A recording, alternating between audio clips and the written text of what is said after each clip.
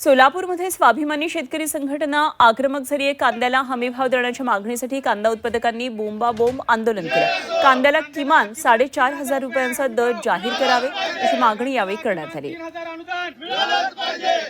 ते सोलापूर कृषी उत्पन्न बाजार समितीतून आढावा घेतला आमचे प्रतिनिधी अभिषेक आदेप्पा यांनी।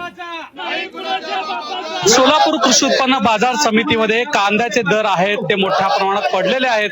त्यासाठी आता शेतकरी संघटना आक्रमक झाल्याचं आपल्याला पाहायला मिळतंय। सोलापूर कृषी उत्पन्न बाजार समितीमध्ये स्वाभिमानी शेतकरी संघटनेच्या वतीनं कांद्याला योग्य दर मिळावा, हमीभाव मिळावा यासाठी आंदोलन करण्यात येतं। काही शेतकरी नेते आपल्यासोबत आहेत। काय नेमकी मागणी?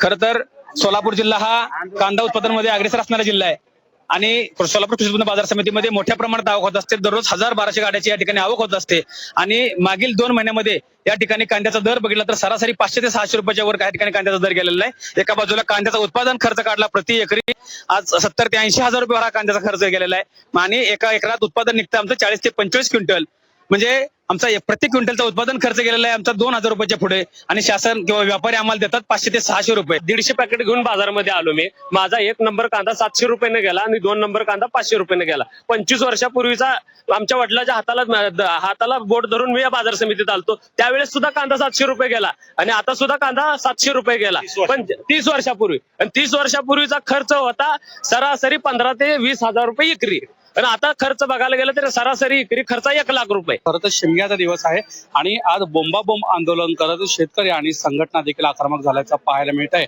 कॅमेरामॅन प्रवीण नकासह अभिषेक आदेप्पा, झी 24 तास, सोलापूर।